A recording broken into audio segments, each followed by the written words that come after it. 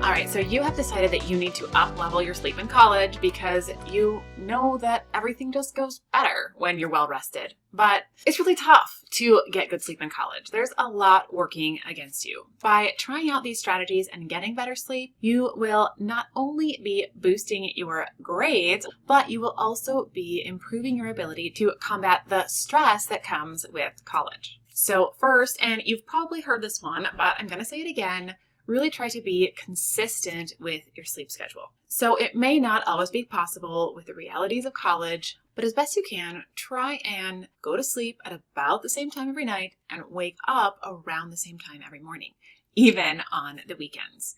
By doing this, you make it easier for your body to fall asleep and stay asleep rather than laying awake wishing that you could fall asleep when you want to. And don't forget to consider your circadian rhythm here. So the circadian rhythm is that 24-hour biological clock. And a lot of people think of this in the context of night owls and morning larks. So don't set yourself up for failure when it comes to setting your consistent sleep routine by working against your circadian rhythm. If you are a night owl, maybe your sleep schedule is going to bed at 1 in the morning and waking up at 8 or 9. The time that it happens doesn't really matter. It's the total number of hours that you are able to spend getting sleep that makes the difference. Next, check your room. Check your environment. There are a few specific things that we know can negatively impact our ability to get the sleep we need. First, noise levels. So some people need it completely silent. Other people need a little bit of white noise, or they might prefer soft music. It also depends on how much noise is around you. Maybe even if you prefer silence, you need white noise to filter out some of those extra sounds that may be keeping you awake. So fiddle with the sound levels in your room to find your sweet spot. The other thing to check in your environment is the light situation. So usually the darker the better when it comes to sleep. So often people might use sleep masks or room darkening curtains or something like that. You might want to check your electronic devices and see if there is lots of flashing going on, because even if we're not aware of it, that could be keeping our brain from settling down at night. Again, find your sweet spot when it comes to the light levels in your space. The third thing to check in your environment is the temperature. We know that if you are consistently too hot or too cold while you're trying to sleep, it will interfere with your ability to get that shut-eye. So find ways to keep yourself in that happy middle ground of temperature where you're not too hot, not too cold, so you get that good sleep. Next, protect your bed. No, I don't mean covering it with plastic. What I mean here is keeping your bed for sleep and, most importantly, not using it for studying. So what we know about the brain is that it basically puts location tags on thought patterns or kind of thinking modes. And so if you are spending a lot of time studying on your bed, when you lay down in your bed to try and go to sleep, your brain will be triggered to say, oh, we're on the bed. This is study zone. It's time to go into study overdrive brain mode. And it can therefore make it very difficult for you to fall asleep and get your brain into that settled sleep zone. So study at your desk, study on the floor, study somewhere else on campus. Just don't study on that bed so that that bed stays a sleep trigger so that your brain says, oh, bed, it's time to sleep. Next, really work to set a pre-bed routine. Now, this is your routine, so it can look a lot of different ways and include a number of different things, but here are a few things you might include. First, you might put screens to bed at some point. This means stopping the scroll, turning off the TVs, closing the laptops, and giving your eyes and your brain a break from the constant input that comes with the screens all around us. We might also listen to music or read. Ideally, what we read isn't too thrilling. Maybe it's a little more calming to get us into that sleep-ready state. We might use a nighttime lotion or a calming aromatherapy spray to signal to our brain that it is time to settle into that sleep mode. We might also try pre-bed stretches or breathing exercises or meditation and prayer.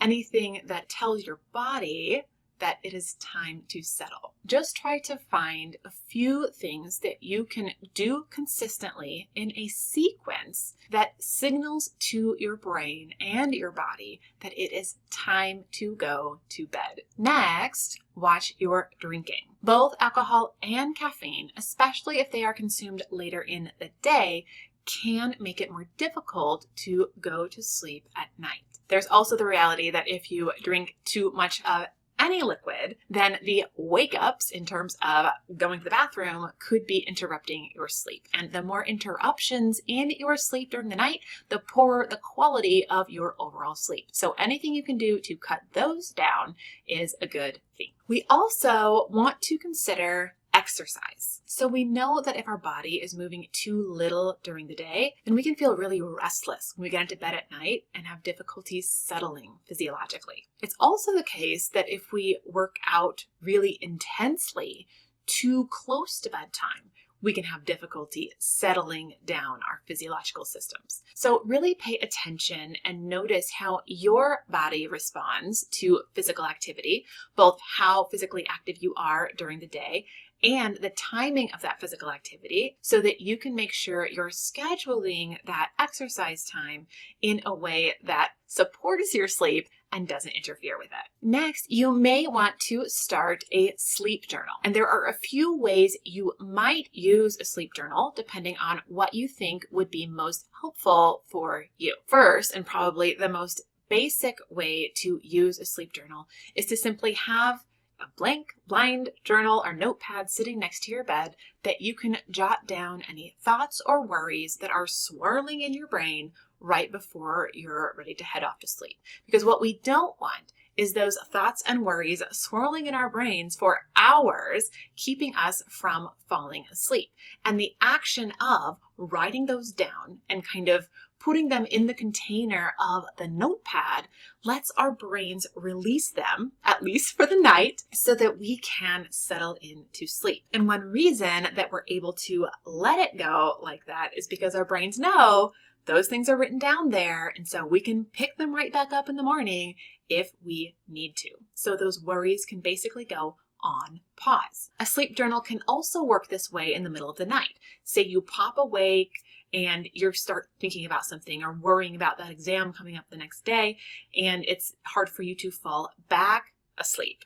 Well, go to that sleep journal, jot those things down, and it can work in a similar way of taking out those thoughts and worries, putting them in that paper package, and then letting your brain release them so that you can settle back into sleep. Some might also find it helpful to use the sleep journal in the morning as well, where you basically do a sleep assessment. You reflect on your sleep the night before and think about, okay, how did it go? Did I get enough sleep? Do I feel like it was a good sleep? Do I feel well rested? And trying to find those patterns to let you know, okay, these things seem to be linked with better nights of sleep, and these things seem to be linked with poorer nights of sleep, and that by noticing those patterns, you can adjust your behavior during the day so that you can start getting more consistent, higher quality sleep at night. Next, communicate. So when you are not the only one sleeping in your space, that is, you're in college and you have roommates, it's really important to be proactive and communicate with one another about your sleep needs, your expectations, your routines, so that first you can identify where there may be a conflict, where there may be an issue that is not supporting one another's sleep, and also start to problem solve proactively before frustration starts to build. So I had some friends freshman year who were roommates, and they were good friends, but there were some issues related to sleep because one was a morning lark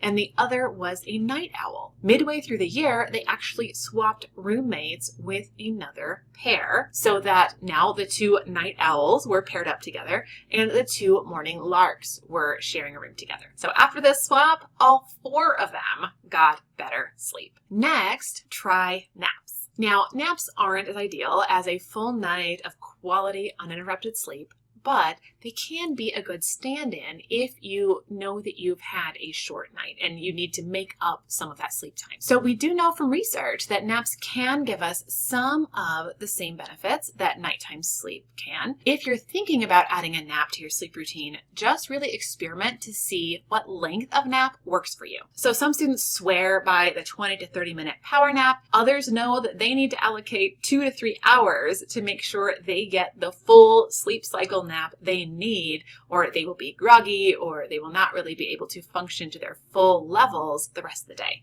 So know yourself, see what works, and go with it. Finally, you may want to seek out some help. If after trying all of these strategies, doing some troubleshooting and problem solving, trying out some of the products that I linked in the blog that's in the comments in the description, if you're still having difficulty with your sleep, then it might be time to seek out a professional. So first, I would say talk to your doctor. You might also speak to a psychologist because there could be some mental health things that are preventing you from getting the sleep that you need. Just don't be afraid to seek out help because sleep is not something that you want to sacrifice, especially in the long term. And that's 10. If you try any of these tips out, or if you have other college sleep tips that you've discovered along the way, then share them in the comments because teamwork makes the dreams work.